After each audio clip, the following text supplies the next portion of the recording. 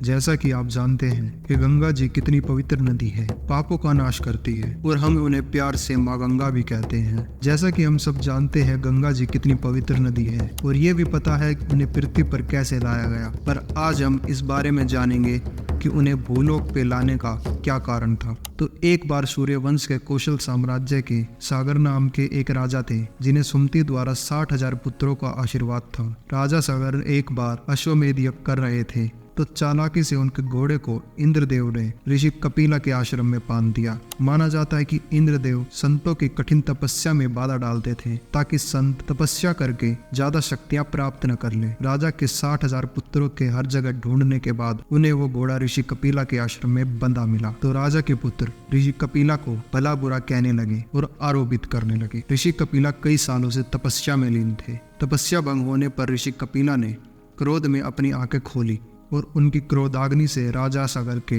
सभी पुत्र भस्म हो गए।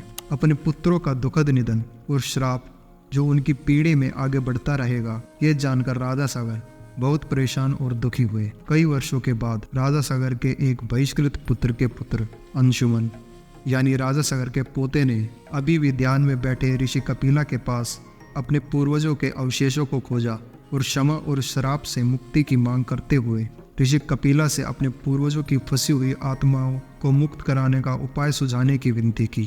तो ऋषि कपिला ने उन्हें सुझाव दिया कि उनके पूर्वजों को मोक्ष प्राप्ति केवल गंगा जल से ही हो सकती है, लेकिन इसके लिए किसी को कठोर तपस्या से गुजरना होगा और भगवान ब्रह्मा से अनुरोध करना होगा कि वे गंगा को अपने कमंडल से बाहर आने दें ताकि वह पृथ्वी पर प्रवाहित हो सके।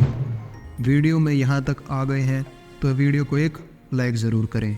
तब राजा अंशुमन ने ब्रह्मा जी का आह्वान करने के लिए तपस्या शुरू कर दी, पर उन्हें प्रसन्न नहीं कर पाए। ऐसे ही उनके पुत्र राजा दिलीप ने भी ब्रह्मा जी को प्रसन्न करने की कोशिश की, पर वो भी असफल रहे। पर फिर राजा दिलीप के पुत्र राजा भागीरथ ने राज्य छोड़ ब्रह्मा जी की तपस्या करना प्रारंभ किया। राजा भागीरथ कड़ी मेहनत और ज्ञान के प्रतीक थे। हजारों वर्षों की कड़ी तपस्या के बाद वे आखिरकार भगवान ब्रह्मा जी का आवाहन करने में सफल होते हैं और अपने पूर्वजों की शापित आत्मा को शुद्ध करने के लिए गंगा को पृथ्वी पर लाने के लिए कहते हैं। इस पर भगवान ब्रह्मा जी सुझाव देते हैं कि गंगा को सीधे स्वर्ग से पृथ्वी पर नहीं लाया जा सकता, क्योंकि उसका प्रचंड प्रवाह पृथ्वी पर कहर लाएगा।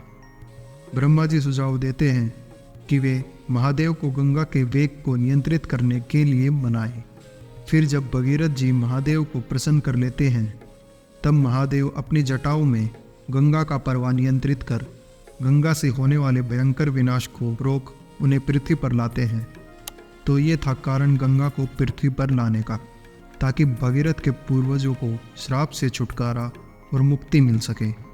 पर क्या आप जानते हैं गंगा जी ने अपने वेग का घमंड महादेव को भी दिखाया था, पर फिर भी वो गंगा से गंगा माँ कैसे बनी, जिसका उल्लेख वाल्मीकि रामायण बालकांड में मिलता है। इस विषय पर हमने एक वीडियो बना रखी है, जिसका लिंक आपको इस वीडियो के डिस्क्रिप्शन में मिल जाएगा, उसे भी ज़रूर देखें। और अगर वीडियो अच्छा लगा हो तो वीडियो को एक लाइक करें और कमेंट में हर हर महादेव ज़रूर लिखें।